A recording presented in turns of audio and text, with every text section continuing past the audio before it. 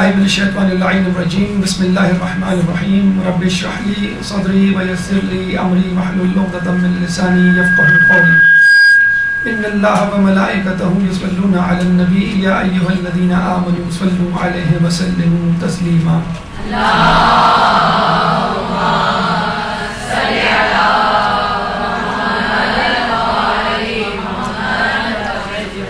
عراق کی زیارات کے حوالے سے ہماری گفتگو کا سلسلہ جاری ہے اور 12واں درس اس 12ویں امام کے خاص مقام سے متعلق ہے کہ جس کے بارے میں کہا جاتا ہے کہ امام زمانہ سے یہ جگہ یہ مسجد بلکہ گھر منسوب ہے. یہی وہ جگہ ہے کہ جہاں پہ امام زمانہ آ کے رہیں گے اور یہی وہ جگہ ہے جہاں پہ آپ کا مستقل اپنے اہل خانہ کے ساتھ قیام ہوگا.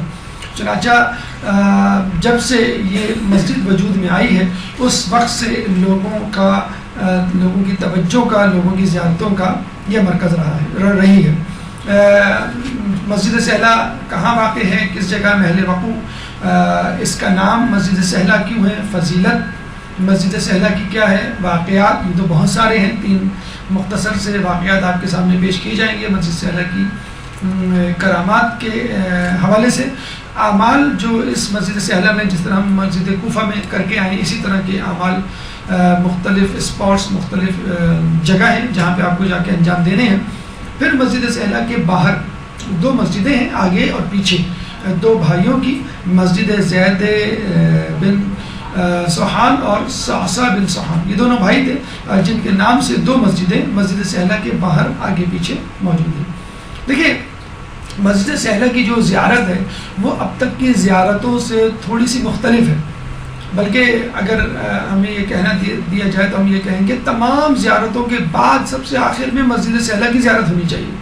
کیوں کہ آپ جو زیارت کرتے ہیں اس میں ماضی میں جھانکتے ہیں, ماضی کے جھروکوں میں جھانکنے پر آپ کو کیا ملتا ہے, کیا دکھتا ہے, ظلم و بربریت, سفاکیت, توہین, حقارت اور ائمہ پہ ظلم, ائمہ کے چاہنے والوں پر ظلم, اس کے علاوہ کچھ نہیں. گریہ وزاری اور آپ کی آنکھوں میں آنسو اور دماغ معاف ہونے کے علاوہ آپ کو کچھ نہیں ملتا.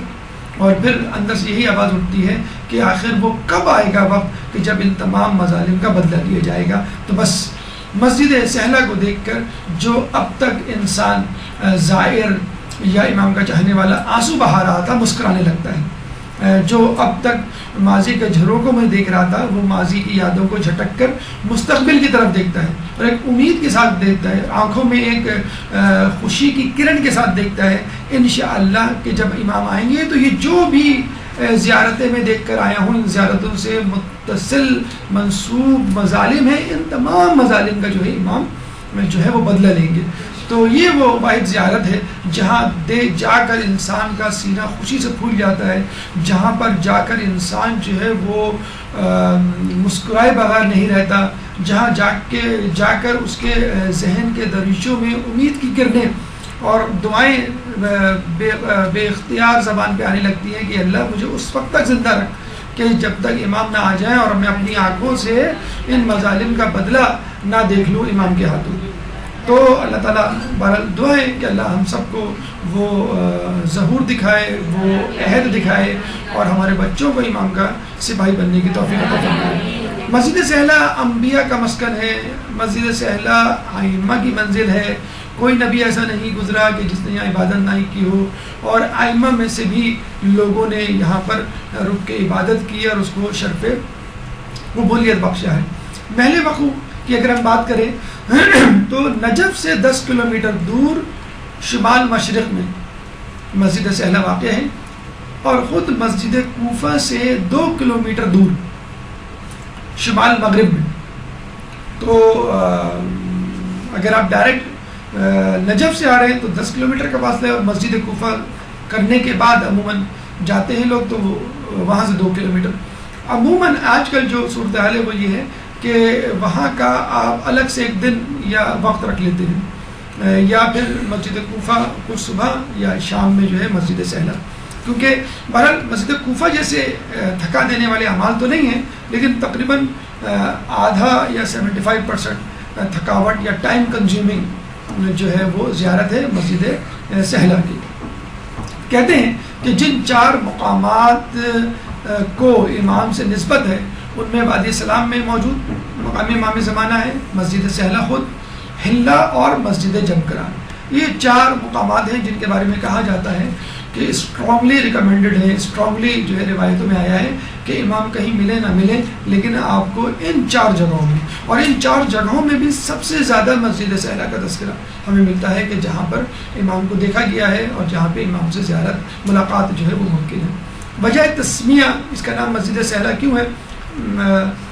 سادہ سا جو ہمیں واقعہ ملتا ہے کہ سہیل نامی شخص نے، جس کا تعلق جو ہے بنو ظفر سے تھا، بنو ظفر کی برانچ عبد القیس سے تھا، اور عبد القیس جو شاخ تھی وہ اسی جگہ رہا کرتی تھی. تو بنو ظفر نے، سہیل نامی شخص نے آ کے اس مسجد کو بنایا تھا، اور یہ جگہ بہت ویران تھی اور یہاں پہ سرخ ریت کی جو ہے وہ مٹی پائی جاتی تھی. اس کے علاوہ کہ یہ سہیل نامی شخص نے بنائی تھی اس لیے اس کو مسجد سہلہ کہتے ہیں. یہ بھی کہا جاتا ہے کہ جو کام اور جگہوں پر مشکل ہو وہ یہاں پر آسان ہو جاتا ہے. فقط 2 رکعت پڑھ کے آپ اللہ سے دعا مانگے تو آپ کی وہ دعا قبول ہو جائے گی.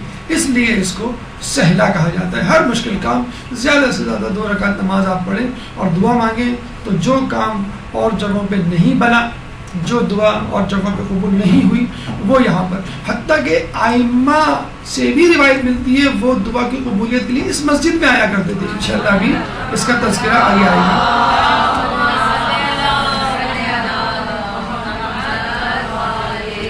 فضیلت کے حوالے سے مختلف ائمہ کے مختلف اقوال اور ہر قول ایک دوسرے کی تائید کرتا ہوا. مولا علی سے جو ہمیں روایات ملتی ہیں، مولا فرماتے ہیں کہ کوفے میں موجود 4 اہم مسجدوں میں ایک اہم ترین مسجد مسجد سہلہ ہے. مسجد کوفہ ہم نے پڑھی، مسجد کوفہ کی زیارت کی، تاریخی پس منظر فضائل ہم نے سنے پڑھے، لیکن مولا فرماتے ہیں مسجد سہلہ مسجد کوفہ سے کسی طرح کم نہیں. یعنی یہ مت سمجھ لینا کہ کوفے کی مسجد میں آ گئے تو بس اب کوئی مسجد نہیں ہے دیکھنے کے لیے، تو نہیں، کہ اس کو کبھی بھی جو ہے وہ مسجد کوفہ سے کمتر نہ سمجھنا ہے. اس کی بھی اپنی جگہ ایک بہت، وہ پہلے امام کا مسکن اور یہ آخری امام کا مسکن. چھٹے امام امام جعفر صادق علیہ السلام اللہ علیہ.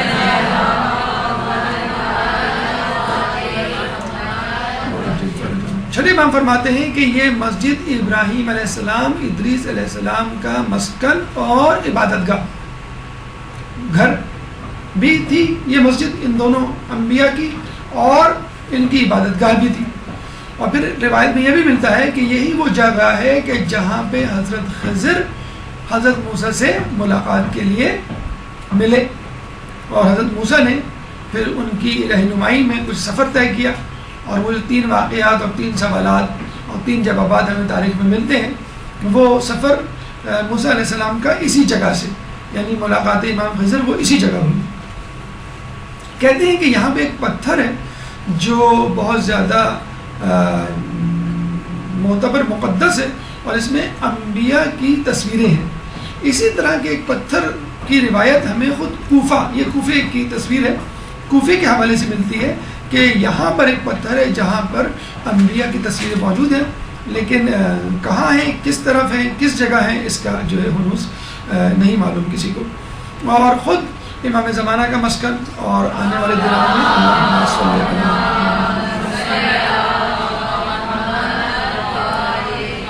خود امام زمانہ اپنے اہل و عیال کے ساتھ یہاں رہائش اختیار کریں گے، بالکل اسی طرح جس طرح ابراہیم علیہ السلام، بالکل اسی طرح جس طرح ادریس علیہ السلام اپنے اہل و عیال کے ساتھ رہائش اختیار کیے ہوئے تھے. بس فرق یہ ہوگا کہ ان کا گھر بھی ہوگا اور دارالخلافہ بھی ہوگا، اور اس دور میں آپ کی حکومت بھی ہوگی. کہتے ہیں کہ جو مسجد سہلہ میں قیام کرے، قیام کا مطلب رکے، ٹھہرے، بیٹھے یا کھڑا ہو، عبادت کی بات نہیں ہو رہی، جو چند لمحات یا چند منٹ کے لیے، چند دنوں کے لیے، کچھ پہروں کے لیے یہاں پر قیام کرے، اس کی مثال بالکل ایسی ہے کہ جس نے رسول اللہ کے ساتھ قیام کیا، جو رسول اللہ کے ساتھ موجود ہوا.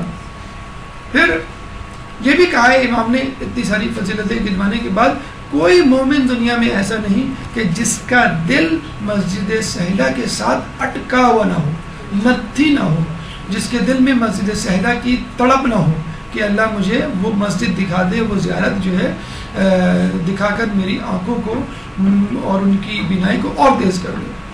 پھر امام ایک شخص سے جب پوچھتے ہیں کہ تم کہاں رہتے ہو، تو اس نے بتایا میں یہیں مسجد سہلہ کے قریب رہتا ہوں، تو امام فرماتے ہیں کہ اگر میں مسجد سہلہ کے قریب رہا ہوتا تو میری ہر نماز مسجد سہلہ میں ہوتی، یعنی تم اگر وہاں رہ رہے ہو تو اس موقع کو، اس اپارچونیٹی کو ضائع نہ کرو، جتنا وقت مسجد سہلہ میں گزار سکتے ہو گزارو۔ کہا جاتا ہے کہ یہی وہ مقام ہے کہ جہاں پہ سور پھونکا جائے گا، جیسے اسرائیل علیہ السلام سور پھونکیں گے اور قیامت برپا ہوگی، اور دوبارہ سور پھونکیں گے تو لوگ زندہ کیے جائیں گے۔ 70,000 لوگ یہاں سے محشور ہوں گے اور بلا حساب کتاب جنت میں داخل ہوں گے۔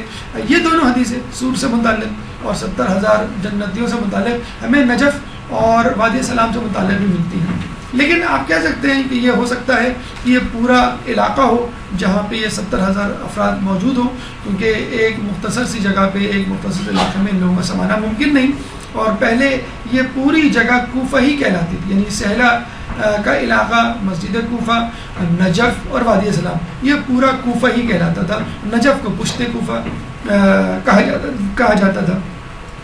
پھر امام نے جب یہ فضائل بتلا دیے تو ابو بصیر سے کہا کہ ابو بصیر میں نے ابھی بہت سارے فضائل نہیں بتلائے ہیں، اور جو نہیں بتلائے ہیں وہ ان فضائل سے زیادہ ہیں جو تمہیں بتلائے ہیں۔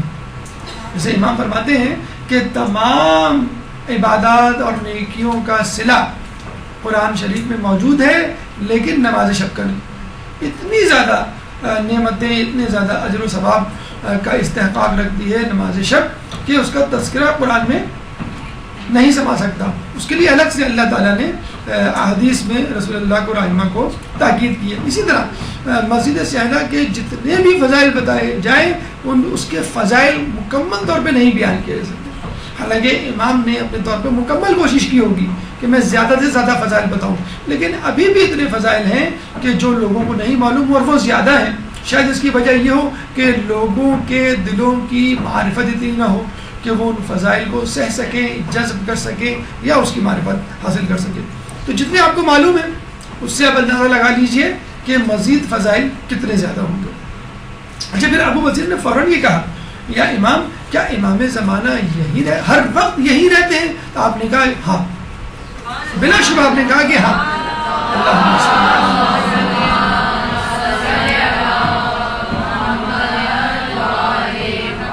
مطلب آپ یوں سمجھ لیجئے کہ امام زمانہ کا یہ گھر ہے، مستقل رہائش، بلکہ مستقل رہائش کا ظاہری رہائش، وہ ظہور کے بعد، ظہور کا مطلب ظاہر ہونا، جب وہ لوگوں کے سامنے ظاہر ہوں گے، جب ہم ان کو پہچانیں گے تو وہ ہمیں نظر آئیں گے، لیکن رہے وہ اب بھی رہیں لیکن ہمیں نظر نہیں آ رہے۔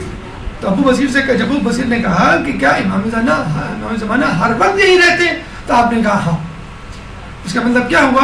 امام موجود رہتے ہیں، مسجد سہلہ میں ہوتے ہیں، وہ ان کا گھر ہے، کیوں نہ رہیں، لیکن ہماری نظروں سے اوجھل ہے کیونکہ ہم وہ چشم معرفت نہیں رکھتے۔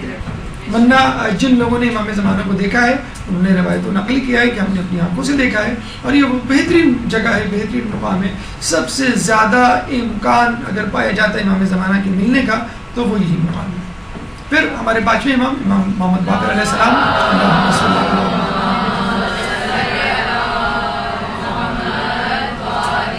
آپ فرماتے ہیں کہ ہر پیغمبر کی عبادت گاہ یعنی مصلی یہ مسجد ہے، یعنی کوئی پیغمبر ایسا نہیں گزرا کہ جو یہاں سے نہ گزرا ہو اور جس نے یہاں پر عبادت نہ کی، اور یہی وہ مسجد ہے جو انبیاء، اوصیاء اور صالحین کا مرکز، مسکن اور مصلی رہی ہے۔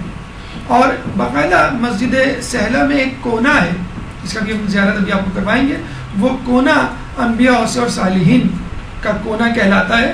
ویسے تو ادریس علیہ السلام، ابراہیم علیہ السلام اور دیگر لوگوں کے ناموں سے منسوب کونے اور مقامات موجود ہیں، لیکن ایک عمومی طور پر جس کو ہم سب سے آخر میں دیکھتے ہیں، جس کو ہم سب سے آخر میں جا کر درک کرتے ہیں اور وہاں عبادت کرتے ہیں، نماز پڑھتے ہیں، سب سے آخر میں یہ وہ کونا ہے جو انبیاء، اوصیاء، صالحین ان کا نام معین نہیں ہے، لیکن یہ ضرور معلوم ہے کہ یہاں پر اس کونے پر انبیاء اوصیاء اور صالحین نے جو ہے وہ عبادت کی ہے، نماز پڑھی ہے۔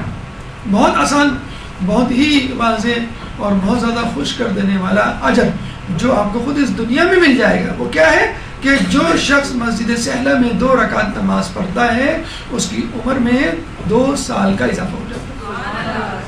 تو جو شخص بیماری میں مبتلا ہو، جو شخص نا امیدی میں مبتلا ہو، کسی حادثے کی وجہ سے یہ سمجھتا ہو کہ اب میں زیادہ نہیں جیوں گا، اور ویسے بھی زیادد جینے کا یا طویل عمر ہونے کا کس کو شوق نہیں ہوتا، تو یہاں پہ نماز پڑھیے اور جتنی آپ عمر چاہتے ہیں اس حساب سے ان نمازوں کو ادا کیجیے، انشاءاللہ اللہ تعالیٰ آپ کی عمر میں ہر 2 رکعت کے عوض 2 سال کا اضافہ کر دے گا۔ واقعات میں یہ بتاتے چلے کہ ہر کام کے لیے ایک عمل ہوتا ہے، اگر آپ وہ عمل پابندی سے انجام دیں تو وہ کام، وہ معجزہ، وہ کرامت رونما ہو جاتی ہے۔ تو مسجد سہلہ میں اور مسجد کوفہ میں اور روضہ امام حسین کے حوالے سے، تینوں جگہوں کے حوالے سے ہمیں چلہ یا 40 کے عدد کے اعتبار سے عمل ملتا ہے۔ اگر آپ اس کو انجام دیں تو امام سے ملاقات ہوگی۔ مسجد سہلہ میں 40 شب بدھ، اگر آپ شب بیداری کریں، عبادت کریں مسجد سے شب بدھ، تو انشاءاللہ آپ کی ملاقات امام سے ممکن ہے۔ اسی طرح امام حسین علیہ السلام کے روضے پہ اگر آپ 40 شب جمعہ شب بیداری کریں تو انشاءاللہ امام سے ملاقات ممکن ہے۔ اسی طرح مسجد کوفہ میں 40 شب جمعہ، تو 40 شب جمعہ مسجد کوفہ یا روضہ امام حسین میں، یا 40 شب بدھ مسجد سہلہ میں عبادت کرنے پہ یا شب بیداری کرنے پہ انشاءاللہ آپ کو امام سے ملاقات کا شرف حاصل ہوگا۔ اس میں 3 واقعات آپ کی نظر کرتے چلے، ورنہ بہت سارے واقعات کتابوں میں موجود ہیں۔ سید مہدی بیر العلوم، جیسے کہ ہم نے آپ کو بتایا تھا، اتنے مقدس، اتنے باغباز، اتنے عالم شخصیت کہ لوگوں کو شک ہوا کرتا تھا کہ خود آپ امام زمانہ تو نہیں۔ ان کے بارے میں ملتا ہے کہ ایک دفعہ مسجد کوفہ سے نکلے شب جمعہ، تو ان کو جانا تھا نجف درس لینے کے لیے، تو انہوں نے سوچا کہ میں پہلے مسجد سہلہ جا کے مسجد سہلہ کی زیارت کر لوں اور پھر جاؤں نجف، لیکن پھر سوچنے لگے کہ مجھے دیر نہ ہو جائے اپنے درس کے لیے اور میرے طلباء کا درس نہ چھٹ جائے۔ اب آدھا دل ان کا مسجد سہلہ کی طرف تھا کہ اس کی زیارت کر لوں، اتنی دور آیا ہوں، اور آدھا دل جو ہے ان کا نجف کی طرف تھا کہ وہاں بچے طلباء جو ہے میرا انتظار کر رہے ہوں گے۔ ابھی یہ سوچ ہی رہے تھے کہ ایک آندھی آئی اور وہ ایک پتے کی طرح اڑتے ہوئے مسجد سہلہ آ گئے اور وہاں پہ آ کے مسجد سہلہ میں زیارت کی۔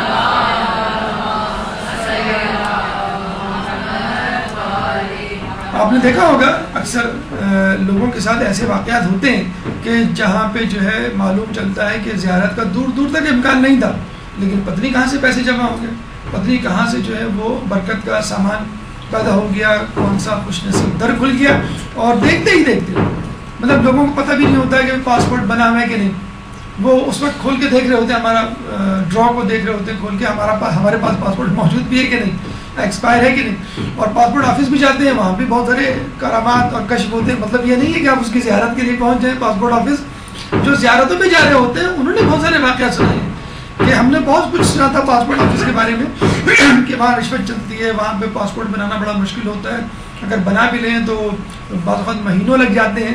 تو لوگوں نے باقاعدہ یہ واقعات سنائے کہ جب زیارت کا ہوا ہے تو اتنی جلدی سب کچھ ہوا کہ ہمیں پتہ بھی نہیں چلا کہ کب ہم جو ہے وہ پاسپورٹ آفس پہنچے، کب پاسپورٹ ہمارے ہاتھ میں آیا، اور دن وہ دیا کرتے تھے 15 دن ہفتے میں آ جایا کرتا تھا، کبھی وہ کہتے تھے 7 دن تو 3 دن میں مل جایا کرتا تھا۔ کہاں سے پیسوں کا بندوبست ہوا اور کس طرح بعض وقت لوگوں نے بتلایا ہے کہ پیسے کم پڑ رہے تھے اور کسی رشتہ دار سے بات ہوئی، اس نے پتہ نہیں کیوں اتنے پیسے دی تھی تو وہ مکمل ہو گئے۔ تو یہ سب بلاوا ہے، یہ سب توفیقات خدا بندی ہے، اور یہ خود سب کچھ آپ کے خلوص سے شروع ہوگا۔ اگر آپ دل میں خلوص باندھ رہے کہ مجھے جانا ہی ہے تو انشاءاللہ سید مہدی بیر العلوم کی طرح اللہ تعالیٰ ایک آندھی پیدا کرے گا، جو دوسروں کے لیے تو آندھی ہوگی لیکن آپ کے لیے طی الارض کا سامان پیدا کرتے ہیں۔ اسی طرح ایک عالم دین سید قزوینی تھے، ان کے صاحبزادے سید جعفر، انہوں نے کہا کہ بابا مجھے یقین نہیں آتا کہ امام زمانہ جو ہے وہ اس مسجد میں ہوں گے. مسجد سہلا میں کھڑے ہوئے تھے. تو کہتے ہیں کہ آپ جو ہے وہ فوراً اٹھے, یعنی ان کے والد صاحب, اور گئے اور مقام امام زمانہ کے پاس جا کر انہوں نے جو ہے وہ نیت باندھی, 2 رکعت نماز پڑھی. جیسی نماز ختم کی ایک بزرگ آئے, ان سے مصافحہ کیا, بات کی, تھوڑی سی گفتگو ہوئی اور چلے گئے. جب واپس پلٹے تو ان کے بیٹے صاحب نے کہا یہ کون تھے؟ کہ یہی تو تھے امام زمانہ.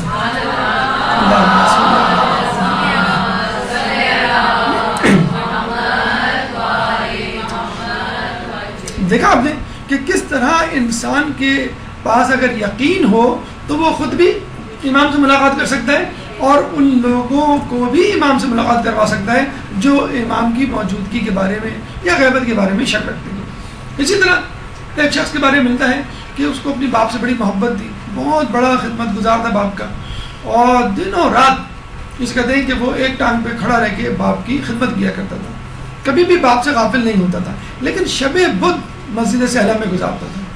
ان دونوں کام وہ پابندی سے کرتا تھا, باپ کی خدمت بھی اور پورے ہفتے میں ایک رات کے لیے بس شب بدھ وہ جایا کرتا تھا مسجد سہلا.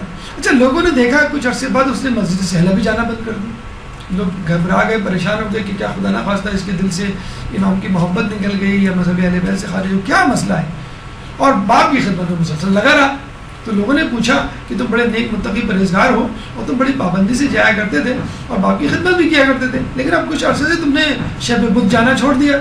تو اس نے بتایا کہ مجھے جب سے یہ پتہ چلا تھا کہ شب بدھ 40 اگر وہاں گزاریں تو امام سے ملاقات ہوگی, تو میں نے پابندی سے جانا شروع کیا. جب 39 شب بدھ ہو گئی اور 40ویں شب بدھ کا وقت آیا تو اس دن اس رات میرا باپ بیمار پڑ گیا اور مجھے بڑا افسوس ہو رہا تھا, بہت پریشان تھا میں کیا کروں. لیکن میں نے کہا کہ کچھ دیر کی تو بات ہے, میں جلدی برق رفتار گھوڑے پہ سوار ہو کے چلا جاؤں گا اور جلدی سے زیارت کر کے واپس آ جاؤں گا. آخری بدھ تھا, میں نے پھر دوبارہ مجھے جو ہے وہ 40 بدھ کے لیے اعمال کرنے پڑتے. تو یہ رات کو جو ہے وہ اپنے گھر سے نکلا گھوڑا دوڑاتے ہوئے, جیسے جا رہا تھا رستے میں اس نے دیکھا کوئی اس کا پیچھا کر رہا ہے. اچھا, وہاں پہ اس زمانے میں زیارتوں کے حج کے قافلوں کو لوٹا جاتا تھا, لوگوں کو معلوم ہوتا تھا کون سا قافلہ کہاں سے گزر رہا. اگر کوئی اکیلے گزر رہا ہو تو بڑی آسانی سے لٹ لیا جاتا تھا. تو جب اس نے دیکھا کہ کوئی میرا پیچھا کر رہا ہے, اس نے اور تیز بھگانا شروع کیا. تو پتہ چلا کہ اس شخص نے بھی تیز بھگانا شروع کیا اپنے گھوڑے کو. پھر اس کا احساس ہو گیا کہ میں اس سے نہیں بچ سکتا, چنانچہ وہ رک گیا. تو وہ شخص اس کے قریب آیا, کوئی بزرگ شخصیت کہنے لگے کہ تم کہاں جا رہے ہو؟ کہنے میں مسجد سہلا جا رہا ہوں. کیوں جا رہا ہوں؟ یہ اعمال کرنے, مجھے آج آخری بدھ ہے. تمہارے والد کیا ہے؟ کہ میرے والد گھر پہ. کہنے اچھا تمہارے پاس کچھ کھانے کو ہے؟ ایک دم سے اس نے انہوں نے موضوع بدلا. کہ نہیں میرے پاس کچھ کھانے کو نہیں ہے. کہنے تمہارے جیب میں کچھ موجود ہے, دیکھو. انہوں نے نکالا, اپنا جیب میں ہاتھ ڈالا تو اس میں سے کشمش نکل آئی جو اس نے اپنے بچے کے لیے خریدی تھی. تو وہ بڑا پریشان ہوا کہ ان کو کیسے معلوم. تو پھر اس بزرگ شخصیت نے کہا کہ جاؤ فوراً اور اپنے باپ کی خبر لو اور اپنے باپ کو یاد رکھو. یہ سننا تھا. تھوڑی دیر گزری, اس نے سر جھکایا, پتہ چلا کہ وہ شخصیت غائب ہو گئی. پھر اس کو یہ احساس ہوا کہ یہی تو تھے امام زمانہ.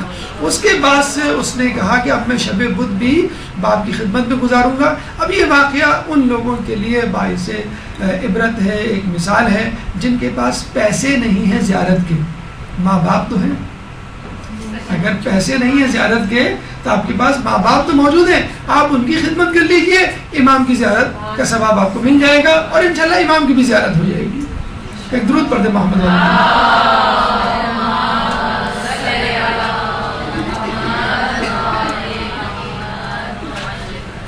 دیکھیے یہ کوفے, مسجد کوفے کی طرح کا نقشہ ہے. اور جب آپ آئیں گے تو یہ جو ایرو آپ کو نظر آ رہا ہوگا, یہ ایرو, یہ اس کا مشرقی دروازہ ہے جہاں سے آپ انٹر ہوں گے. اور یہ روڈ ہے, یہ پوری روڈ ہے یہاں پر. اس روڈ کے دوسری جانب یعنی مسجد کی دوسری جانب بازار ہے اور یہاں پہ مسجد صوصہ بن سوہان ہے. جب آپ داخل ہوں گے مشرقی دروازے سے تو اندر جا کے آپ کو ایک تو چاروں کونے پر مقامات نظر آئیں گے, ایک بیچ میں یا دو بیچ میں اور ایک مقام امام زمانہ. پہلا جو اسپاٹ ہے آپ کو اسی ترتیب سے اعمال کرنے ہیں, اسی ترتیب سے مقامات کی طرف جانا ہے. آپ یہاں آ کے دعا پڑھیں گے, ابھی اس کا تذکرہ آئے گا. جو یہ پہلا ہے سینٹر میں جو مقام ہے، یہ ہے مقام امام صادق علیہ السلام کہ جہاں پر آپ کو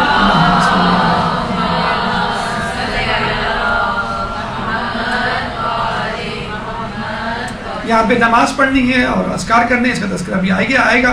پھر جو ہے یہ دوسرا مقام ہے مقام حضرت ابراہیم، تیسرا مقام مقام ادریس، اس کے بعد چوتھا مقام حضرت خضر، اور پھر پانچواں مقام انبیاء صالحین. یہ 4 مقامات کرنے کے بعد آپ دوبارہ صحن میں جائیں گے، اور صحن میں جو امام صادق کا ستون ہے چبوترا، اس سے آگے الٹے ہاتھ پر جو ہے وہ چوتھے مقام امام زین العابدین علیہ السلام پہ اعمال کریں گے، اور اس کے بعد اسی ڈائریکشن میں سیدھے ہاتھ کی طرف آگے بڑھتے ہوئے مقام امام زمانہ ہے جہاں بھی جا کے آپ کو اعمال کرنے ہیں. تو اسی ترتیب سے انشاءاللہ جلدی ہم گزریں گے. یہ ہے مسجد زید بن سہان. یہ دونوں دیکھیں کتنی بڑی اللہ نے ان کو سعادت دی ہے. دونوں بھائی اور دونوں بھائیوں سے منسوب مسجدیں جو ہے مسجد سہلہ کے پاس موجود ہیں. یہ زید بن سہان ہیں جن سے منسوب مسجد جو ہے وہ مقام امام زمانہ سے آگے کی طرف ہے، اور مشرق میں صوصہ بن سہان. یہ انڈر کنسٹرکشن ہے، بلکہ دونوں ہی مسجدیں انڈر کنسٹرکشن ہیں. انشاءاللہ جب بن جائے گی اور زیادہ انشاءاللہ یہ سہلہ جو ہے وہ وسیع ہو جائے گی اور وہ اس میں احاطے میں شامل ہو جائے گی انشاءاللہ. مستطیل شکل ہے لیکن بہت زیادہ مستطیل شکل نہیں ہے، تقریباً مربع ہے. 125 بائی 120 میٹر اس کا ایریا ہے، یعنی لمبائی 125 میٹر اور چوڑائی جو ہے 120 میٹر. 17,500 مربع میٹر کا یہ پورا ایریا ہے. اس کی جو دیواریں ہیں وہ 22 میٹر کی ہیں. 3 دروازے ہیں. ایک مینار 30 میٹر بلند ہے جو کہ مرکزی دروازے کے ساتھ مشرقی جانب موجود ہے. جب آپ مسجد سہلہ میں داخل ہوں گے تو وہ وقت بدھ اور جمعرات کی درمیانی شب کا ہونا چاہیے، یعنی بدھ گزر گیا ہو اور جمعرات شروع ہو رہی ہو، شب جمعرات سمجھ لیجیے. جو بھی اعمال کی غرض سے زیارت کی غرض سے مسجد سہلہ جائے تو وہ اس دن کو یاد رکھے، اور اس دن میں بھی مغرب اور عشاء کے درمیان جو ہے وہ داخل ہو. اور دعا ہے بسم اللہ و باللہ و من اللہ، جو آپ کی زیارتی کتابوں میں مل جائیں گی. دیگر اذکار ہیں جو آپ کو مسجد میں داخل ہونے سے پہلے کرنے ہیں. جیسے مسجد کوفہ میں ہم نے کیے تھے، جیسے ہم نے نجف کی زیارت کے وقت کیے تھے، بلکہ نجف کے شہر میں جب ہم داخل ہو رہے تھے اس وقت کے عمل اسی طرح میں داخل ہونے سے پہلے. اب ایک ایک کر کے جب آپ نے دعا پڑھ لی داخل ہونے کی، اب آپ ایک ایک ستون پہ ایک ایک جگہ پہ آپ جائیں گے مقام پر اور وہاں کے اعمال انجام دیں گے. سب سے پہلے آپ سینٹر میں آئیں گے مقام امام صادق. یہ بالکل سینٹر میں ایک چبوترا ہے بہت بڑا سا کہ جہاں پہ لوگ موجود ہوتے ہیں. اس چبوترے کے آگے بالکل محل وقوع اس کا موجود ہے چھٹے امام کا.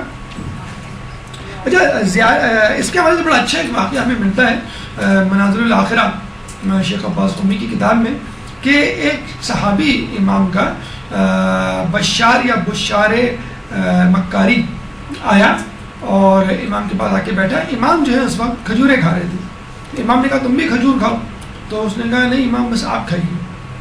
جیسے کہتے ہیں کہ موڈ نہیں ہو رہا ہے آدمی کا، موڈ آف ہے. تو امام نے کہا کہ کیوں نہیں کھاتے، کھاؤ. کہنے لگا میں اس وقت ایک ایسی جگہ سے آ رہا ہوں اور ایک ایسے واقعے کو دیکھ کے آ رہا ہوں کہ جس کے بعد جو ہے میرا دل نہیں کرتا کچھ کرنے کا اور کھانے کا. تو امام نے کہا کہ تمہیں اس حق کا واسطہ جو تمہاری گردن پر ہے کھجوریں کھاؤ. تو اس نے پھر امام کی بات پر جو ہے وہ عمل کرتے ہوئے کھجوریں کھانا شروع کی. جب اسے کھجوریں کھانا شروع کی تو امام نے پوچھا اب بتاؤ کیا معاملہ تھا. جب میں آ رہا تھا تو میں نے دیکھا کہ ایک عورت کو سپاہی حکومت کے مارتے پیٹتے ہوئے زندان میں لے کے جا رہے تھے. تو امام نے کہا کیوں، اس نے کیا ایسا جرم کیا تھا. کہنے لگے وہ عورت پھسلی تھی چلتے چلتے، جب وہ گری تو اس کی زبان سے نکلا اے اللہ، اے فاطمہ تیرے اوپر ظلم کرنے والوں سے اللہ کی رحمت دور ہو. بس اس نے یہ جملہ کہا تو بادشاہ کے سپاہیوں نے فوراً اس کو پکڑ لیا اور مارتے پیٹتے تشدد کرتے ہوئے زندان میں لے گئے. کہتے ہیں کہ امام نے جیسے ہی یہ سنا اپنا ہاتھ رکھ دیا اور رونے لگے.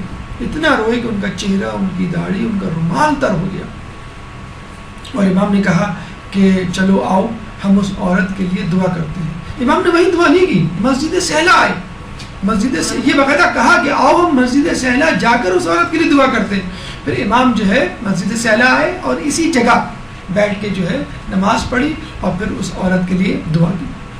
میں کہوں گا کہ امام ایک عورت پہ ہونے والے ایک چھوٹے سے ظلم پر آپ کتنے آنسو نکلے کہ آپ کا چہرہ تر ہو گیا, آپ کی داڑھی تر ہو گئی, آپ کا رومال تر ہو گیا. اگر یہی شخص آپ کی جدہ پہ ہونے والے مظالم کا تذکرہ کرتا اور یہ بتلاتا کہ آپ کی جدہ کو کس طرح تھپڑ مارا گیا اور کس طرح ان کے گوشوارے ٹوٹ کے گرے, تو پھر آپ کتنا گریہ کرتے.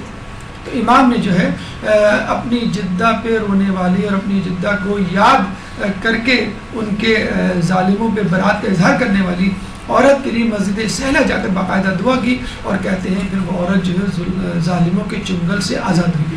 تو اتنی زیادہ اہمیت ہے کہ امام بھی اگر دعا کر رہے ہیں, امام بھی کسی کے لیے وسیلہ تلاش کر رہے ہیں, تو وہ مسجد سہلا کا وسیلہ ہے, وہاں جا کے امام جو ہے وہ اس عورت کے لیے دعا مانگ رہے ہیں.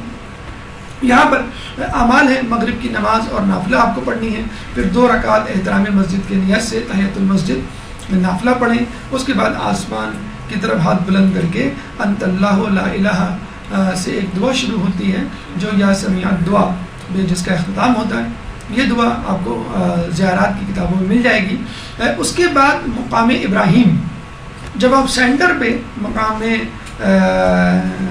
امام صادق پہ یہ عمل کر چکے تو پھر آپ کو سیدھے ہاتھ پر جانا ہے, اور سیدھے ہاتھ پہ پیچھے کی طرف. دیکھیں یہ ہے سینٹر, یہ ایک بہت بڑا چبوترا ہے, اس چبوترے کے لیفٹ سائڈ پہ یہ مقام امام صادق ہے. ٹھیک ہے, جب آپ نے اعمال کر لیے تب آپ کو اپنے سیدھے ہاتھ پر پیچھے کی طرف جانا ہے.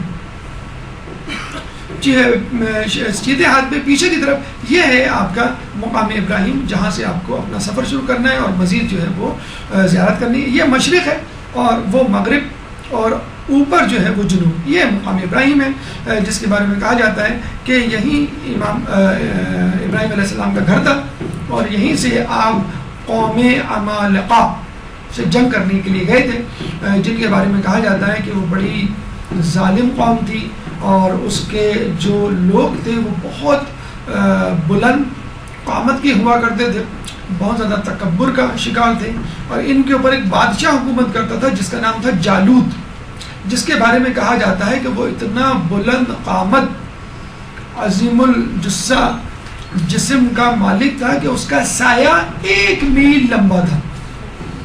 تو آپ اندازہ لگا لیجیے وہ کتنا مطلب پہاڑ جیسی جسے کہتے ہیں کہ بدن کا یا جسم کا مالک ہوگا. تو اس قوم سے لڑنے کے لیے ابراہیم علیہ السلام جو ہے وہ یہیں سے روانہ ہوئے تھے.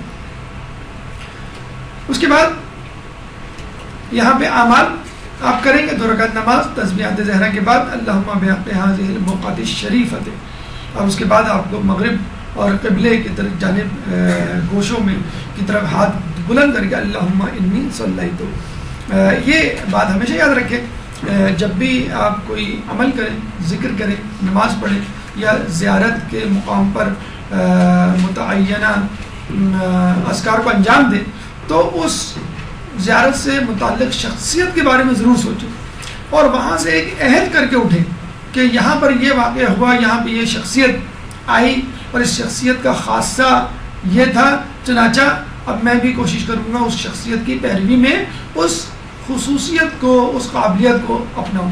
تو ابراہیم علیہ السلام کی مہمان نوازی جو بہت زیادہ مشہور ہے, ابراہیم علیہ السلام کی توحید پرستی جو بہت زیادہ مشہور ہے, اس کو یاد کیجئے اور عہد کیجئے انشاءاللہ میں بھی لوگوں کی مہمان نوازی میں کوئی دقیقہ فروگزاشت نہیں کروں گی, اور میں بھی جو ہے وہ توحید پرستی میں ہر مصیبت جو میرے اوپر آئے گی اس کو جو ہے وہ برداشت کروں گی, اس آزمائش پہ جو ہے وہ پورا کرنے کی پوری کوشش کروں گی. مقام ادریس ابراہیم علیہ السلام پر عمل کرنے کے بعد آپ آگے کی طرف بڑھیں گے بالکل پرپینڈیکولر, تو مقام ادریس آئے گا. یہ مقام ادریس ہے. آپ نے سینٹر میں مقام صادق پر اعمال کیے, پھر آپ 45 ڈگری کا اینگل بناتے ہوئے پیچھے رائٹ سائڈ پر آئے مقام ابراہیم پر. مقام ابراہیم جب آپ نے کر لیا تو بس آپ اس کو اسی کوریڈور میں, آپ کو دوبارہ صحن میں نہیں جانا ہے, آپ کو بالکل سیدھا سیدھا چلنا ہے جب تک ایک اور کونا نہ آ جائے. یہ کونا جو ہے وہ جناب ادریس علیہ السلام سے منسوب ہے, یہاں ان کا گھر تھا, اور یہیں پہ جو ہے وہ درزی کا کام، لباس سینے کا کام کیا کرتے تھے، یہیں پہ وہ درس دیا کرتے تھے۔ ادریس علیہ السلام کے حوالے سے ملتا ہے کہ ان کا اصل نام اخنوق تھا، لیکن چونکہ یہ درس و تدریس سے وابستہ تھے، درس دیا کرتے تھے لوگوں کو، بہت زیادہ پڑھایا لکھایا کرتے تھے، جس کی وجہ سے ان کا نام ادریس پڑ گیا۔ اور دوسرا اہم جو واقعہ ان کے حوالے سے یا خدمت ملتی ہے کہ سب سے پہلے قلم انہوں نے ایجاد کیا، اسی طرح لباس انہی کی ایجاد ہے۔ آپ سے پہلے لوگ چمڑے یا جانور کی کھال سے اپنے جسم کو ڈھانپا کرتے تھے، آپ نے جو ہے درزی کا پیشہ اختیار کیا اور لوگوں کے لیے لباس بنانا شروع کیا۔ اور ان کے بارے میں بڑا دلچسپ ہمیں ملتا ہے کہ بادشاہ تھا، بڑا ظالم تھا، اس کو کسی شخص کی زمین بڑی پسند آئی۔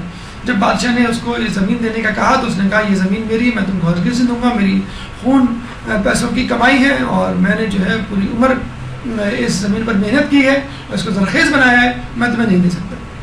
بادشاہ جو ہے یہ سن کر غصے میں واپس آ گیا اور اپنی ملکہ اپنی زوجہ کو جب بتایا تو اس ملکہ نے کہا کوئی ایسا مسئلہ نہیں ہے، یہ مسئلہ بڑی آرام سے میں حل کر سکتی ہوں، تم جو ہے وہ 50 افراد کو تیار کرو اور 50 افراد کو کہو کہ اس کو پکڑ کے گرفتار کر کے تمہارے پاس لائیں اور وہ تم سے یہ کہیں کہ تمہارے خلاف سازش کر رہا ہے۔ جب 50 گواہی تیار ہو جائے تو تم اس کو بغاوت کے جرم میں قتل کر دو، جب تم قتل کر دو گے تو اس کی زمین کے مالک خود بخود بن جاؤ گے۔ چنانچہ اس نے اپنی بیوی کی باتوں پر عمل کیا اور اس آدمی کو قتل کروا دیا اور اس کی زمین پہ قبضہ کر کے بیٹھ گیا۔ جب اس کے لبائقین اور خاندان والے آئے تو ان کو ڈانٹ کے اور تشدد کر کے واپس بھیج دیا۔ جب یہ ادریس علیہ السلام کے پاس آئے تو ادریس علیہ السلام اس بادشاہ کے پاس گئے تو بادشاہ نے جو ہے ادریس علیہ السلام کو بھی دھمکی دی کہ میں تمہیں بھی قتل کر دوں گا، میں تمہیں بھی نہیں چھوڑوں گا۔ ادریس علیہ السلام جب جو ہے وہ واپس آئے تو بادشاہ نے ان کو تنگ کرنا شروع کر دیا، لیکن کہتے ہیں کہ ادریس علیہ السلام نے بادشاہ کے خلاف بد دعا کی تو شدید قحط سالی کا سامنا ہوا، اتنی قحط سالی کا کہ خود بادشاہ کے پاس کھانے کو کچھ نہیں تھا۔ تو وہی ملکہ جو اپنے تکبر میں لوگوں کو قتل کرواتی اور اپنے شوہر کو زمینوں پر قبضہ کرنے کے لیے اکساتی تھی، وہی ملکہ رات کو بھکاری بن کر لوگوں کے گھر گھر جا کر روٹی کے ٹکڑے مانگا کرتی تھی۔ اور یوں جو ہے اس قوم کو اللہ تعالیٰ نے تباہی بربادی سے ہمکنار کیا۔ کہتے ہیں کہ ان کی اس خدمت کے عوض 300 سال آپ زندہ رہے، ان کی اس خدمت کے عوض فرشتہ آیا اور کہا کہ جناب ادریس آپ کی خدمات، آپ کے اعمال کو اللہ نے قبول کر لیا، مبارک ہو۔ تو یہ ادریس بہت خوش ہوئے، تو فرشتے نے کہا کہ آپ کو اس خدمت کے عوض کچھ چاہیے، کوئی خدمت ہے جو میں آپ کی کر سکتا ہوں؟ تو دیکھیے اس کے بدلے میں ادریس علیہ السلام گھر مانگ سکتے تھے، جائیداد مانگ سکتے تھے، مویشی مانگ سکتے تھے، کچھ بھی مانگ سکتے تھے، لیکن ادریس علیہ السلام نے کیا کہا؟ میں چاہتا ہوں کہ اللہ نے جو میرے اعمال قبول کیے ہیں اس کی اعمال کی قبولیت کے شکر میں اپنی تمام عمر گزار دوں، اور میں چاہتا ہوں کہ قیامت تک زندہ رہوں اور کبھی نہ مروں، تاکہ یہ شکر کرنے کا لطف اٹھاتا رہوں۔ تو مجھے کسی ایسی جگہ لے جاؤ کہ جہاں پہ میں ہمیشہ ہمیشہ رہ سکوں اور مروں نہ۔ تو فرشتہ جو ہے اپنے بالوں پر پہ ان کو لے کر آسمان کی طرف، جنت کی طرف لے گیا، جہاں پہ وہ اس وقت موجود ہیں اور اللہ کا شکر ادا کر رہے ہیں۔ جب ان سے کہا بھی گیا کہ اب آپ جنت سے نکل آئیے، تو انہوں نے کہا کہ جنت میں جو ایک مرتبہ جاتا ہے وہ نکلتا نہیں۔ ایک روایت ہمیں یہ بھی ملتی ہے کہ ایک شخص فرشتہ تھا کہ جس کے بالوں پر جو ہے وہ نوچ لیے گئے تھے کسی ترک اولا کے حوالے سے، تو اس نے جو ہے ادریس علیہ السلام کے پاس آ کر استدعا کی کہ آپ میرے لیے دعا کیجئے۔ ادریس علیہ السلام نے دعا کی، اس کے بالوں پر واپس آ گئے۔ تو اس نے کہا کہ ادریس علیہ السلام نے کہا کہ میں جو ہوں جناب ان کو جو آپ کے روح قبض کرنے والے فرشتے ہیں اسرائیل علیہ السلام کو دیکھنا چاہتا ہوں، کیونکہ ان کا روب اور حیبت بہت ہے میرے اوپر، میں چاہتا ہوں ان کو دیکھوں تاکہ ان کا سارا روب اور حیبت ختم ہو جائے۔ انہوں نے کہا کوئی مسئلہ نہیں، آپ میرے بالوں پر پہ بیٹھیے، میں آپ کو لے کے جاتا ہوں۔ وہ اپنے پر پہ بٹھا کے ان کو چوتھے آسمان پر لے گیا، وہاں پہ اسرائیل علیہ السلام سے ملاقات ہوئی۔ تو اسرائیل علیہ السلام نے کہا، اسرائیل علیہ السلام نے ادریس علیہ السلام کو دیکھ کے مسکرانا شروع کیا۔ تو اسرائیل علیہ السلام نے کہا مسکرا کیوں رہے؟ شاید کبھی کبھی مسکراتے تھے، خیر ان کی حیبت تو کم ہو گئی ادریس علیہ السلام کے اوپر۔ تو ادریس علیہ السلام نے کہا مسکرا کیوں رہے؟ کہ میں سوچ رہا ہوں کہ اللہ تعالیٰ نے مجھ سے کہا ہے، ابھی کہا ہے کہ تم ادریس کی روح ابھی قبض کرو، اور میں پریشان کہ چوتھے آسمان سے تیسرے آسمان کا فاصلہ 500 سال، پھر تیسرے سے دوسرے آسمان کا فاصلہ 500 سال، پھر پہلے آسمان تک 500 سال، پھر زمین تک 500 سال. میں 500 مطلب مجھے جو ہے وہ 2000 یا 2500 سال لگ جائیں گے ادریس تک پہنچتے ہوئے، اور خود ادریس کا تو ناممکن ہے یہاں آنا. تو اس لیے میں آپ کو دیکھ کے مسکرا رہا ہوں. اللہ نے جو ہے میری مشکل آسان کر دی اور پھر ان کی روز جو ہے وہ قبض کر لی. لیکن بہرحال یہ کافی زیادہ ہمیں ملتا ہے جو روایتوں میں کہ ادریس علیہ السلام اور خضر عیسیٰ علیہ السلام یہ دونوں آسمانوں میں زندہ پیغمبر ہیں، اور الیاس علیہ السلام اور خضر علیہ السلام یہ دو پیغمبر زمین میں زندہ ہیں. خضر علیہ السلام کا تعلق نہر اور پانی میں لوگوں کی رہنمائی سے ہے جو بھٹک جاتے ہیں یا ڈوبنے والے ہوتے ہیں، اور الیاس علیہ السلام کا تعلق خشکی میں بھٹک جانے والے لوگوں کے حوالے سے ہوتا ہے. رسول اللہ خود الیاس علیہ السلام سے طائف کے سفر میں ملے تھے. جب طائف کے لوگوں نے رسول اللہ کو بہت تنگ کیا تھا، ان کا جوتا خون سے بھر گیا تھا، تو یہ گئے تھے اس مقام پر جہاں پہ الیاس علیہ السلام تھے، اور باقاعدہ الیاس علیہ السلام کے ساتھ بیٹھ کے کھانا بھی کھایا تھا. تو الیاس علیہ السلام جو ہے خشکی میں لوگوں کی مدد پہ معمور ہے، اور خضر علیہ السلام جو ہے وہ دریا پہ. اور اس کا تذکرہ سورہ مریم میں اللہ تعالیٰ نے 57 میں کیا ہے، وَرَفَعْنَاهُ مَكَانًا عَلِيًّا، کہ ہم نے جو ہے ان کو یعنی ادریس علیہ السلام کو ایک اعلیٰ مقام کی طرف اٹھا لیا. 2 رکعت نماز اور اس کے بعد اللہم انی صلیت حاضی والی دعا ہے جو آپ کو پڑھنی ہے. جب یہاں پر آئیں تو یہ پیغام لے کے اٹھے، یہ عہد کر کے اٹھے کہ مجھے درس و تدریس میں اپنی زندگی گزارنی ہے، مجھے لوگوں کو اچھی باتیں بتاتے ہوئے زندگی گزارنی ہے، لوگوں کی مدد کرنی ہے، اور ہر حالت میں اللہ کا شکر ادا کرنا. چوتھا مقام خضر ہے جو الٹے ہاتھ پہ آپ کو ملے گا. جب آپ جناب ادریس کا مقام کر لیں گے تو بالکل الٹے ہاتھ پہ آپ جائیں گے تو آخر کونے میں حضرت خضر علیہ السلام، ان کا اصل نام تھا ابو العباس بلیلہ بن ابن ملکان. اچھا سوال ہے کچھ کمپٹیشن میں پوچھنے کے لیے جب جو ہے فیصلہ نہ ہو پا رہا ہو کہ کس کو جتوانا ہے، تو ابو العباس بلیلہ بن ملکان یہ ان کا اصل نام ہے. خضر اس لیے پڑھا کہ یہ جہاں بیٹھتے ہیں وہاں سبزہ اگاتا ہے ان کی برکت سے. اور علم کے حوالے سے کہا گیا ہے کہ جب پوچھا گیا آپ کو اتنا علم کیسے حاصل ہوا، تو انہوں نے کہا کہ گناہوں سے بچنے کے سبب. اور آپ جو ہے کچھ لوگوں کے مطابق نبی نہیں ہیں کیونکہ ان سے کسی امت کی اصلاح کا واقعہ ہمیں تاریخ میں نہیں ملتا. بہرحال یہ بات ہے کہ آپ کا علم جو ہے موسیٰ علیہ السلام سے زیادہ تھا. جب موسیٰ علیہ السلام کے دل میں یہ خیال اٹھا کہ میں شاید سب سے زیادہ صاحب علم ہوں، بلکہ کسی نے شخص نے پوچھا بھی تھا کہ اس وقت دنیا میں سب سے زیادہ علم کا حامل کون ہے، تو انہوں نے کہا میں ہوں، کیونکہ وہ کوہ طور سے مطلب آئے تھے. گریجویشن کہہ لیں آپ، کوئی تو ہمارے یہاں کوئی امریکہ سے گریجویشن کر کے آ جائے تو جسے کہتے ہیں گردن اکڑا کے کہتا ہے کہ مجھے زیادہ علم ہے. تو ایک ہلکا سا خیال ان کے دل میں آیا کہ اب میں دنیا میں سب سے زیادہ صاحب علم ہو گیا ہوں. تو اللہ نے اس خیال کو بھی برا جانا کہ یہ بھی نہ سوچو کہ تمہارے پاس سب سے زیادہ علم ہے، چنانچہ میں تمہیں ایسے شخص سے ملاتا ہوں جو تم سے زیادہ علم رکھتا ہے. اور آپ نے دیکھا ہوگا کہ جو ان کو گفتگو تھی وہ بالکل ایسے ہی ہے کہ کوئی پی ایچ ڈی جو ہے وہ مونٹیسری لیول کے اسٹوڈنٹ کو پڑھا رہا ہے، اور وہ کہتے بھی جاتے تھے کہ دیکھو اب تم سوال نہ کرنا، اب تم سوال نہ کرنا، اب تم سوال نہ کرنا. 3 مرتبہ انہوں نے سوال کیا، انہوں نے کہا ھذا فراق بینی و بینکم، کہ اب جو ہے میرے اور تمہارے درمیان جدائی ہے، اب میں برداشت نہیں کر سکتا کہ تم نے جو ہے بہت زیادہ جو ہے مجھے ڈسٹرب کیا. کلاس میں ڈسٹرب کرتے نا بچے، تو بار بار سوال 3 مرتبہ سوال کیا کہ میں بس اب غلطی کی گنجائش نہیں ہے، 3 مرتبہ تم نے سوال کر لیا، میں اس کی وجوہات میں بدلا دیتا ہوں، اور اب جو ہے میرا تمہارے درمیان جو ہے وہ. یہ واقعہ بہت زیادہ کوٹ کیا جاتا ہے ان لوگوں کے لیے جو مصلحت خداوندی کو سمجھتے نہیں ہیں اور خدا سے شکایت کرنے لگتے ہیں کہ اللہ نے ہمارے ساتھ یہ کیا، اللہ نے ہمارے ساتھ وہ کیا. حالانکہ ہر مصیبت میں بھی اللہ کی مصلحت جو ہے وہ پوشیدہ ہوتی ہے. 4 زندہ انبیاء ہیں جیسے ہم نے بتایا، حضرت عیسیٰ، حضرت ادریس علیہ السلام آسمانوں پر، حضرت الیاس اور حضرت خضر جو ہے وہ زمین پر. 2 رکعت نماز اور پھر اس کے بعد دعا اللہم ان کانت الذنوب. پیغام یہی ہے کہ علم حاصل کریں. اگر آپ چاہتے ہیں کہ علم آپ کا بڑھ جائے تو گناہوں سے پرہیز کریں، اللہ تعالیٰ خود بخود جو ہے وہ آپ کے علم میں اضافہ کر دے گا. 5واں مقام دوبارہ آپ کو یہ سرکٹ کمپلیٹ کرنا ہے. مقام صالحین پہ آ کے آپ جو ہے پہلے امام صادق پہ تھے، پھر آپ جو ہے مقام ابراہیم پہ گئے، پھر مقام ادریس پہ، پھر اس کے بعد مقام خضر پہ، اور دوبارہ اب آپ جو ہے وہ مقام انبیاء و صالحین اور اوصیاء پر آ گئے۔ یہاں پہ بھی آپ کو جو ہے دعا کرنی ہے۔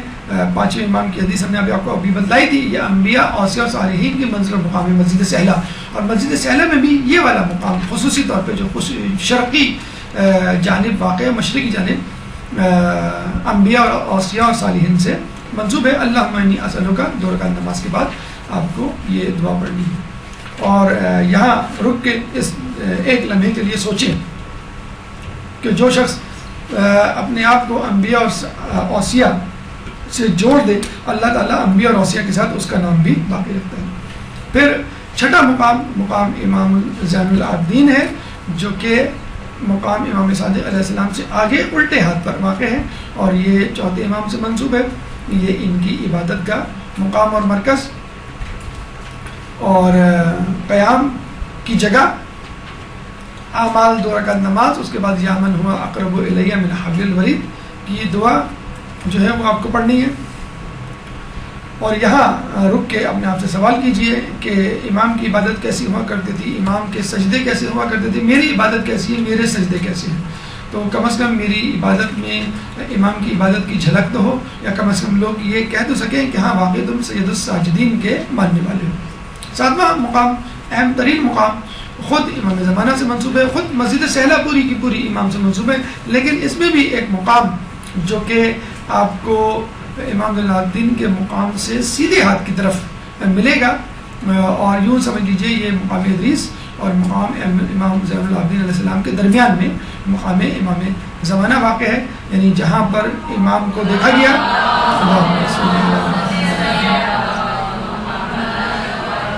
نماز پڑھتے دیکھا گیا، دعا مانگتے ہوئے دیکھا گیا، ذکر کرتے ہوئے دیکھا گیا، مسجد سہلہ میں خصوصی طور پہ۔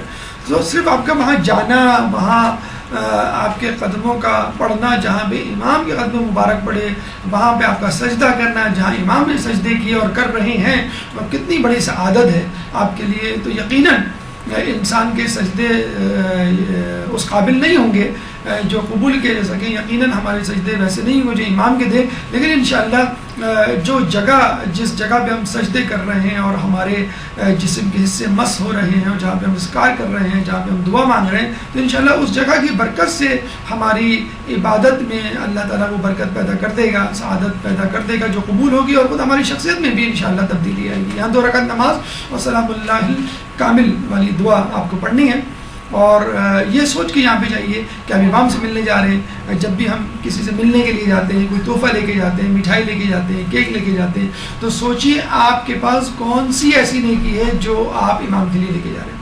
درود کی تحفہ، درود کا تحفہ بھی ہو سکتا ہے، درود کی ٹوکری بھی ہو سکتی ہے، اللہم صلی اللہ علیہ وسلم۔ لوگوں کی مدد کا حوالہ بھی ہو سکتا ہے، خود آپ کی عبادت ہو سکتی ہے، خود آپ کا علم، لیکن کوشش کریں کوئی نہ کوئی تحفہ امام کے لیے لے کے جائیں۔ امام میں اس عبادت کا ہدیہ ثواب جو ہے وہ آپ کو ہدیہ کرتا ہوں۔ یہ مسجد سہلہ آپ کی ختم ہوئی، لیکن مسجد سہلہ کے باہر مشرق کی جانب اور مسجد سہلہ کے باہر مغرب کی جانب، دونوں جگہوں پہ 2 بھائیوں سے منسوب مسجدیں ہیں، اور اللہ تعالیٰ واقعی ان کو جزائے خیر دے، ان کے رتبات کو جو ہے بلند کرے جنت میں۔ یہ دیکھیں مسجد یہ جو آپ نے دیکھا تھا مقام ادریس، اس سے باہر آپ جائیں تو یہاں پہ مسجد زید بن سوحان ہے جو انڈر کنسٹرکشن ہے، اور بہت بڑی مسجد یہ اس وقت جو ہے وہ بننے جا رہی ہے۔ زید بن سوحان کے بارے میں کہا جاتا ہے قطیف میں پیدا ہوئے، اور ابدال میں ان کا شمار ہوتا ہے۔ امام کے 4 اوتار ہیں کہ جس میں 2 اوتار جو ہیں وہ الیاس علیہ السلام اور خضر علیہ السلام ہیں، 2 کے بارے میں ہمیں نہیں معلوم۔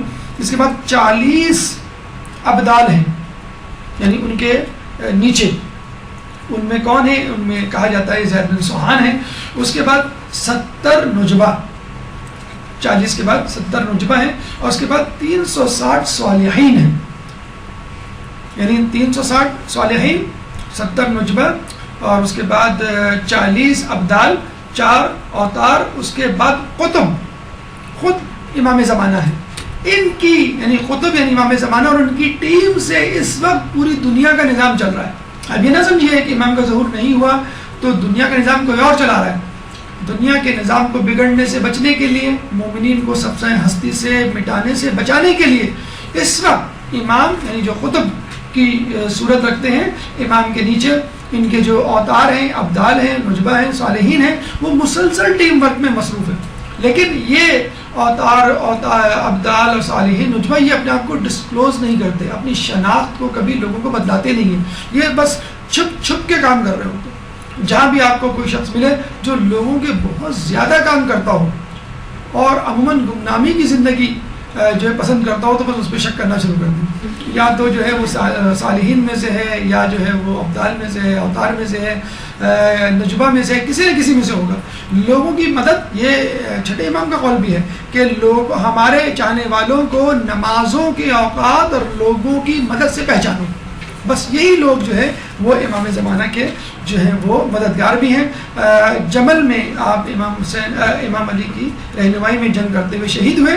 ان کا مزار مسجد نہیں ہے، ان کا مزار ان کا روضہ بحرین میں ہے، کیونکہ ان دونوں بھائیوں کو حاکم شام نے بحرین جلا وطن کر دیا تھا.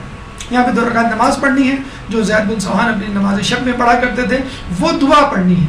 یعنی اللہ دیکھے کتنی بڑی برکت کی بات ہے کہ جو دعا زید بن سوحان پڑھا کرتے تھے اسی دعا کو ریکمنڈ کیا گیا ہے تم بھی اپنی نماز میں اس دعا کو پڑھیں، یہاں یہ ذکر کریں اور اپنی نماز شب کو یاد رکھیں اگر ہے. اگر نہیں ہے تو نماز شب کا احیاء کیجئے، اور اگر نہیں ہے اس کا اعادہ کیجئے اور بہتر طریقے سے اس کو انجام دینے کی کوشش کیجئے. اس کے بعد آخر میں مسجد صوصہ بن سوحان امام علی کے انتہائی قریب ساتھی میں ان کا شمار ہوتا ہے. جب آپ جاتے ہیں مسجد سہلا تو الٹے ہاتھ پہ آپ مڑتے ہیں. اگر الٹے ہاتھ پہ نہ مڑیں آپ اور تھوڑا سا آگے کی طرف جائیں اور سیدھے ہاتھ کی طرف مڑیں تو مسجد صوصہ بن سوحان آپ کو مل جائے گی. انڈر کنسٹرکشن ہے، انشاءاللہ بہت جلد یہ ہے مکمل ہو جائے گی اس کی تعمیر. مسجد صوصہ جو ہے مسجد صوصہ بن سوحان سے منسوب ہے، اور یہ بہت پرجوش خطیب تھے مولا علی کے. مولا علی کے کلمات، قرآن کی آیات، ان کی تشریحات، ان کی تفسیر اپنی زبان میں جب وہ بیان کرتے تھے لوگوں کے سامنے تو لوگوں کو بہت اچھا لگتا تھا. خود مولا علی نے ان کو خطیب شہشہ کا لقب دیا تھا. شہشہ کا مطلب ہے چیزوں کو وضاحت سے بیان کرنے والا. جیسے ہم دیکھتے ہیں نا ایک ٹیچر ہوتا ہے، وہ کوئی بات بتا کے جاتا ہے اور جب چلا جاتا ہے تو لوگ پریشان ہوتے ہیں بھائی ٹیچر نے کیا بتایا تھا. تو جو ہونہار طالب علم ہوتا ہے وہ کھڑا ہو جاتا ہے اور بتاتا ہے بھائی ٹیچر نے اس طرح بتایا تھا. تو بہت بہترین پرجوش مقرر تھے اور امام جو ان کو بہت پسند کیا کرتے تھے. اکثر امام کا جب دل گھبراتا، اداس ہوتے اور غمگین ہوتے تو کہا کرتے تھے اے صوصہ مجھے کچھ سناؤ اور مجھے شاد کرو. پھر صوصہ جو ہے کھڑے ہو جاتے تھے اور امام کے فضائل اور توحید سے متعلق جو بھی کلمات جو انہوں نے خود امام ہی سے سنے ہوئے ہوتے تھے، جو انہوں نے قرآن میں پڑھے ہوتے تھے، اپنی دلنشیں آواز میں اور اپنے جو ہے وہ پر لطف کلام میں امام کو سنایا کرتے تھے. یہ بھی حاکم شام کے دور میں بحرین جلا وطن ہو گئے تھے، وہیں ان کا انتقال ہوا تھا. بحرین کا جو دارالخلافہ کیپٹل ہے منامہ، وہاں پہ جو ہے ان کی قبر مبارک ہے. کہتے ہیں کہ ایک گروہ نے اسی مسجد میں امام زمانہ کو نماز پڑھتے ہوئے دیکھا ہے اور قنوت میں اللہم یا ذل منانے والی دعا پڑھتے ہوئے دیکھا ہے. آپ بھی یہاں پہ 2 رکعت نماز پڑھیں اور یہ دعا جو ہے پڑھیں جو آپ سے منسوب ہے.